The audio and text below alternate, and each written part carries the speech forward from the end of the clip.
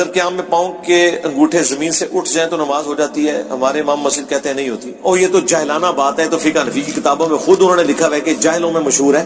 انگوٹھے کیا پاؤں بھی اٹھ جائیں تو کیا فرق پڑتا ہے؟ اٹھ جائیں تو رکھ لیں ان کو نیچے, کتنی دیر اٹھے رہیں گے؟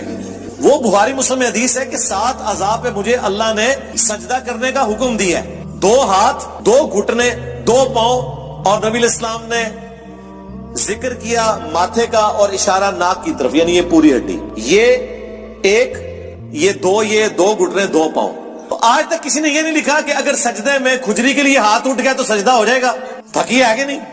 پاؤں والی حدیث تے ہے کوئی نہیں لادا تو. حدیث ہے کہ یہ بخاری مسلم میں کہ 7 اعضاء پہ مجھے میرے رب نے حکم دیا سجدہ کرنے کا. 7 میں 2 گھٹنے بھی ہیں, 2 ہاتھ بھی ہیں, تو ہاتھ تو کئی بار اٹھ جاتے ہیں.